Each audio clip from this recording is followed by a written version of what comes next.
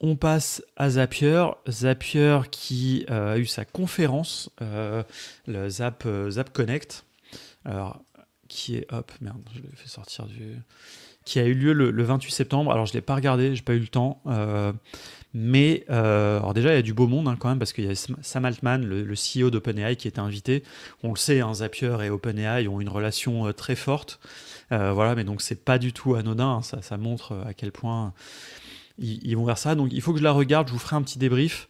Mais ils ont annoncé, ça je l'ai vu passer sur les réseaux évidemment, une fonctionnalité qui m'a l'air, je trouve, et vous me direz ce que vous en pensez, mais moi qui m'a l'air extrêmement intéressante, c'est une fonctionnalité qui s'appelle Canvas et qui est, vous le voyez ici, est-ce que je peux l'ouvrir en plus grand cette image? Voilà, vous l'avez en grand. En fait, une fonctionnalité qui ressemble un peu à Whimsical hein, ou à un outil comme ça, sauf que en fait, vous allez donc designer votre process, vous allez représenter votre processus métier, mais à partir de ce processus métier, vous allez pouvoir déclencher des automatisations. Et en fait, c'est là où on voit, c'est un petit peu la finalisation de la vision de Zapier qui est en train de devenir non plus un outil d'automatisation, mais une plateforme. Et donc, d'ailleurs, j'ai vu un tweet très intéressant passé il n'y a pas longtemps qui disait il faut arrêter de comparer Zapier et Make. Et je suis vraiment d'accord.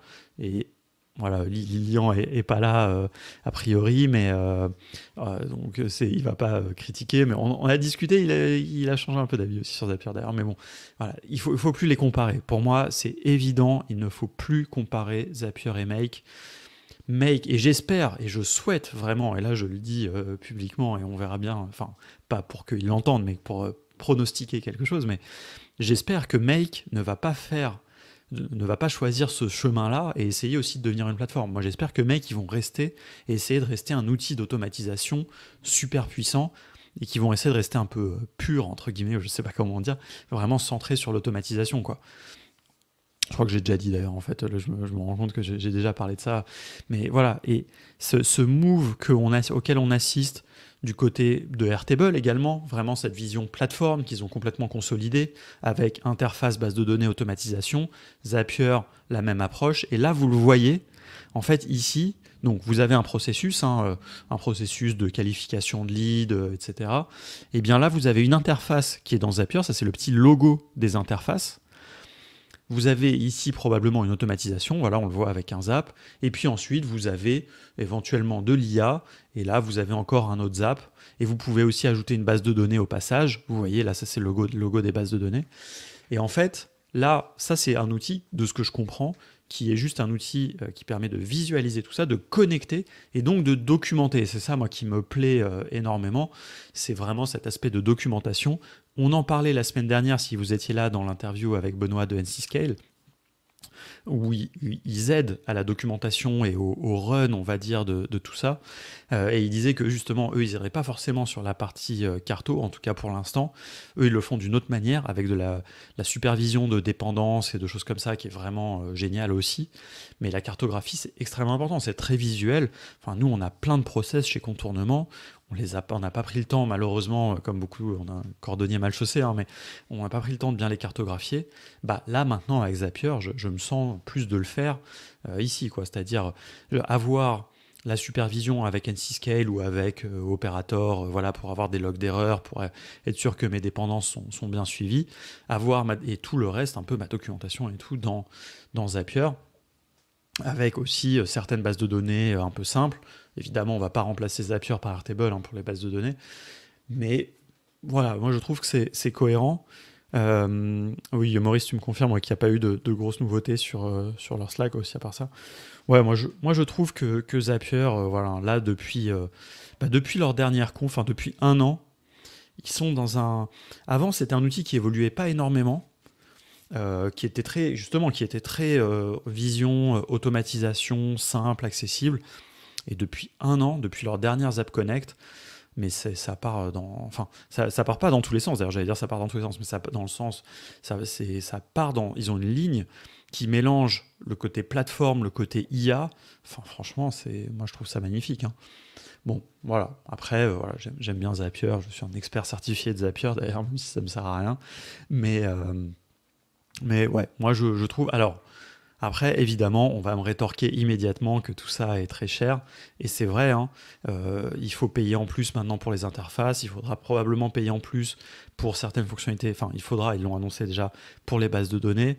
Voilà, peut-être que le Canva aussi sera payant. J'espère que ça, ils le mettront gratuit parce que ça, c'est quand même vachement bien. Ça serait malin. Mais ouais, je suis assez d'accord. Je trouve qu'ils savent où ils vont. Et ils ont très tôt annoncé leur vision sur l'IA. Euh, alors c'est bon, le buzz avait déjà commencé, hein, mais dans un truc où voilà, on y va et ils sont pas allés par quatre chemins, ils ont mis très vite, ils ont déployé des choses.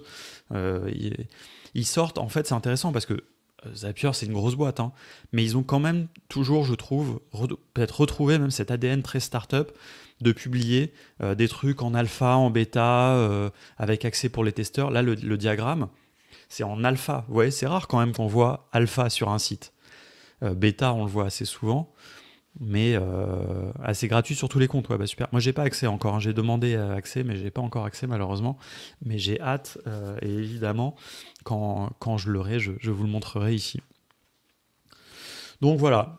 Ceci étant dit, je le redis encore une fois, je suis convaincu qu'il faut aussi savoir utiliser Make parce qu'il y a des choses qui ne sont pas possibles à faire dans Zapier ou qui ne sont pas du tout optimisées dans Zapier, qui sont bien plus simples dans Make, notamment pour de la manipulation de données, etc. Et aussi, pourquoi pas, savoir faire un petit peu de N8N. Si vous êtes vraiment des professionnels de l'automatisation, hein, j'entends évidemment, hein, c'est pas pour tout le monde, parce que des fois aussi, il y a des choses, quand on veut exécuter des automatisations sur énormément de données, bah, ça peut être très intéressant d'avoir N8N, juste parce que le pricing, du coup, n'est pas à la tâche, et donc vous pouvez faire vraiment beaucoup d'opérations. Donc ça peut être intéressant, quoi.